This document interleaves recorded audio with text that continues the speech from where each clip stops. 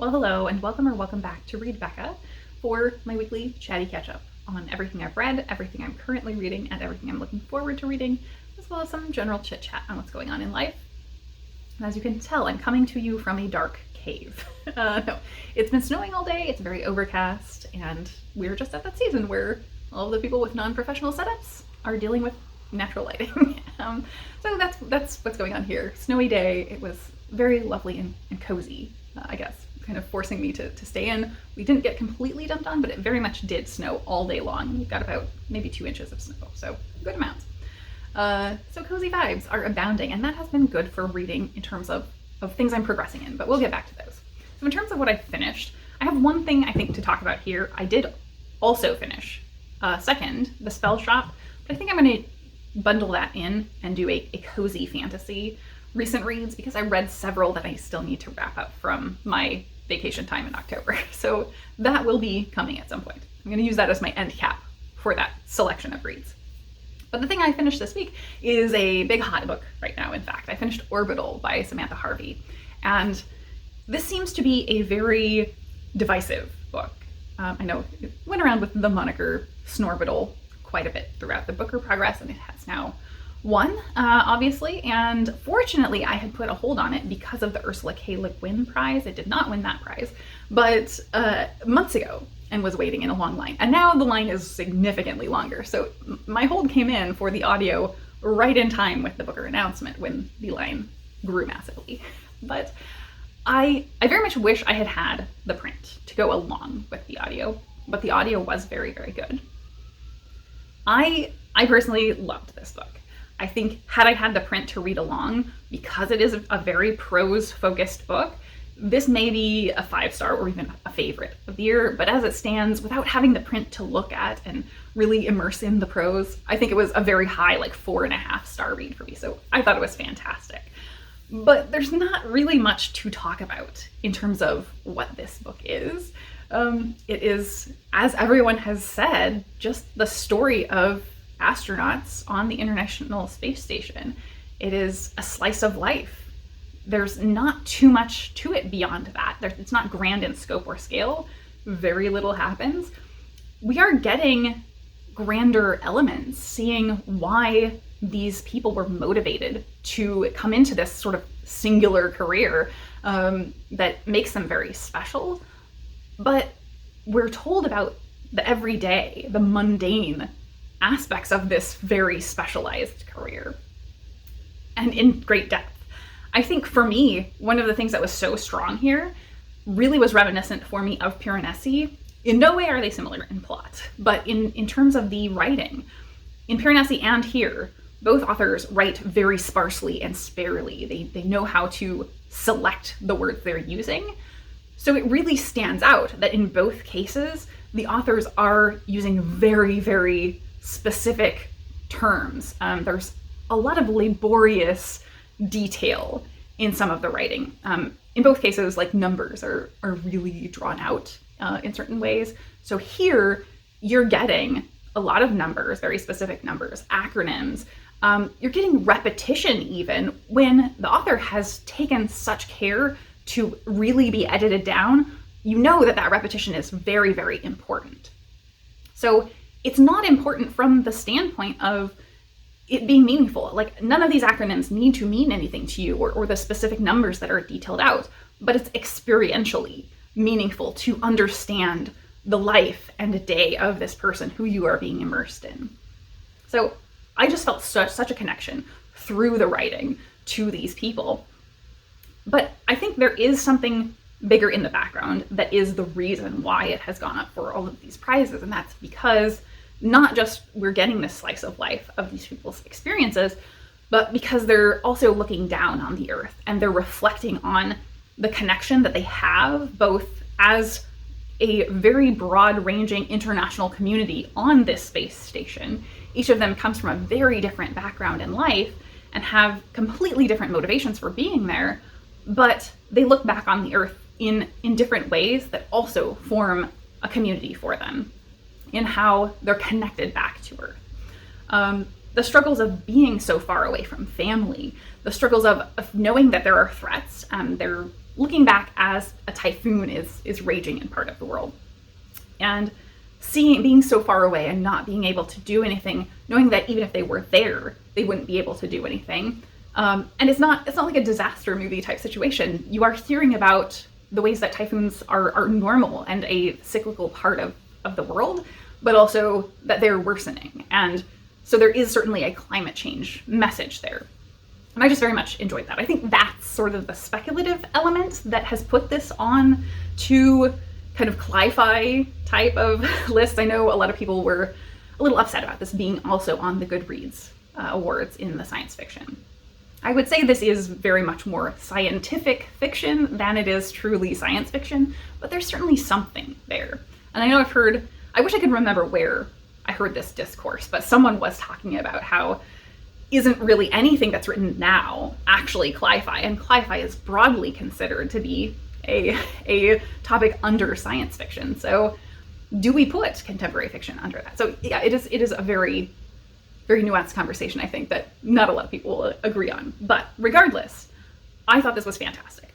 If you cannot go into a book looking for pure writing and you need to have a plot, this is definitely not going to work for you.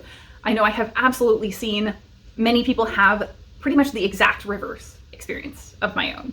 And that's probably the recommendation I would make for you. I started this, and within less than 5 minutes, I was in love with it, listening to the audio. I think if you start this and you get a few minutes or a few pages in and you are not in love with it, or you're hating it, it's probably just not for you. It's not going to change in any way. So yeah, this was a great book, and I can see why it won, but also I can see why it's so very, very divisive for sure. And I personally will be looking forward to add a print copy to my collection whenever it becomes available, because I tried to order it and it's got like a 2-month wait now, of course. So at some point in the future, I will be reading this one in print. So from a award winner and very highbrow to the one I'm reading currently, I'm reading Zoe Punches the Future in the Dick by David Wong. Most well known for John Dies at the End. This is his other kind of most well-known series, the Zoe Ash series, and this is the second in the series. So this is pure, like, bombastic, near-future sci-fi, very action, violence heavy, as you can tell, but that's kind of where my brain is at, so I'm being entertained by that. And then on audio, I also did start the third book in the Artemis Fowl series, a kind of middle grade to YA, to younger YA age fantasy, contemporary fantasy series. So that's pretty much it for what I've got going on book-wise. I am actually very much still on the struggle bus. I think everybody's on the struggle bus, and that has been a theme going around. My reading is going well, though, but I think where I'm struggling is prioritization. So normally I have like a constant optimization Tetris going on mentally without even trying, where I'm slotting things in as much as possible. And I'm just not doing that as much, and I'm also not trying to force myself to fill my time with reading as much as I usually do, which is fine. So I guess that takes us to watching. I've also not finished anything to comment on, but I did start the next available season to me of Great British Menu, the cooking competition version of Great British Bake Off, and I'm on season 11. For some reason, only a handful of seasons are available, and there are loads of them. And so this year, I guess, is just going to be the year where I watch like 500 episodes of Great British Menu, and that's fine. That's just what this year is going to be. So I've watched about half, I think, of season 11 this week, and it's a 45 episode season. So we're continuing on that train. And I don't think I've watched anything else other than that, really. Yeah. So I think that is all for that stuff. As far as my week, it was a very lovely and calming week, I think. I think this was a good recharging batteries week. As I said, it snowed today. So we just had I went to the gym this morning, made it out there while it was barely flurrying and back before things were going too hard, and got cozy and calm with the cats. But Thanksgiving was fantastic. It wound up being a very nice, chill day. And of course, enjoyed myself, ate too much, whatnot. And I did also celebrate my birthday this week. Not a big deal, didn't do anything major, but I had, by coincidence, been waiting for multiple months to buy a new recliner. And I had just not found anything since I got rid of mine in December of last year. And then a couple months ago, I found one that I really, really liked. So I had been waiting for Black Friday sales. So I was checking basically every day this month on the 3 places that I knew I could get this specific recliner. It's kind of a very specialty one. And it finally dropped on one of those places. And so I ordered it, and it was fantastic. I'm so happy that I waited, because it's very expensive for what I was willing to spend on a piece of furniture. But I got it $300 off and half off for the delivery. So that made me feel a little less bad about spending all the money. And it got delivered on my birthday, which was very cool, because it wasn't even supposed to come until December. So it came way early, and it got delivered on my birthday. But the delivery, they left it in my driveway, blocking my car in, even though I had my garage open, because I was getting ready to leave, and they blocked my car in. So I had to go get the hand truck out and like maneuver it in before I could even leave, when I was desperately trying to leave to go to a vet appointment. Very frustrating. But it is here. It is together. The cats have not accepted it as their own yet, other than Dusty. He doesn't care. But the other cats are very freaked out by both the chair's presence and whenever I use it, because it has a power recline. Whenever I use the recline, it freaks them out. So they're going to take some getting used to, but I'm sure they will accept it as a member of the family eventually. So I'm super thrilled. It has been very, very lovely. It's a rocker glider. So it doesn't quite rock. It sort of glides flat a bit, and it turns, I think, 270 degrees, and it power reclines, and also has a USB hookup. So it's like very, very cool recliner. Perfect for a reader who spends a lot of time in a recliner. So I'm thrilled to finally have a recliner again. I don't usually like overindulge or overconsume, I guess, in most areas, I guess, other than I do clearly overindulge in books, obviously. That's like my one thing. Everything else I'm pretty minimalist in, and I get by with as little as possible. But so I don't usually even partake in Black Friday whatsoever. But in addition to the recliner, I also had a couple of other just household items that I had been really needing to replace, and was just holding off basically to see if I could get some really good deals.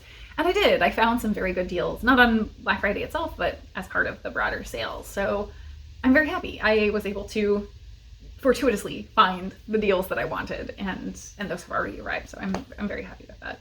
So all around, I would say excellent week. Very optimistic, I think, to have success with finding excellent deals on things I needed, getting the recliner. I've been living with just 2 accent chairs in here, and the accent chair that I was reading in was okay, but not maximally comfortable for a person who's reading in a chair all the time. So I'm very happy to have a comfy chair again. Birthday and holiday were good. Having the time off work was good. And then cozy snow day today definitely really has helped to quiet things down. As we're heading into the end of the year as well, Friday was very, very quiet at work. I did have to work, but very, very quiet at work. My industry kind of has a industry-wide policy to just sort of slow everything down over the holidays, and we're quickly inching toward that. It feels like a rush to hit a wall, basically. But the actual work days are slowing down, definitely. We're quieting down in terms of volume because a lot of people are on holiday. So that, I think, is going to dramatically help over the next month. And I guess let's talk about that. Tomorrow is the 1st of December. So I don't even know if I'm going to do a TBR. I have piles of things I want to read, but as I said, the prioritization is all over the place, and I am still very much leaning into whatever is drawing my interest right at the moment. I've been shifting wildly and just picking things up at whim for the most part, so I kind of don't think I even want to do a TBR. I still have, I think, one secret project that I have a book left to read for, so that'll pretty much be the only thing that I would say I absolutely want to read. Everything else I'm done with, and I just need to either edit vlogs or film like reading wrap-ups for things. And I just have not been filming. So hopefully my kind of downtime will be a lot of filming, because I have read a lot that I have just not talked to you about since October. I've not wrapped up October, November books entirely, done my monthly quick wrap-ups. Yeah, so I need to get on that aspect, because I've been doing really terribly at filming. So as always, getting into the routine back after falling out of routine. Keeping these weekly videos at minimum going has been helpful to not completely fall off the wagon. So I think that's where I'm at, generally just all over the place, but I am continuing to read, and I'm continuing to enjoy what I'm reading. Like, I think both of the books that I read this week were really fantastic, and I enjoyed them very much. So just following my whims has been working very much for me. So I think that is all for me today. I hope you had a wonderful week, a wonderful time off if you're in the US, and thank you so very much for watching.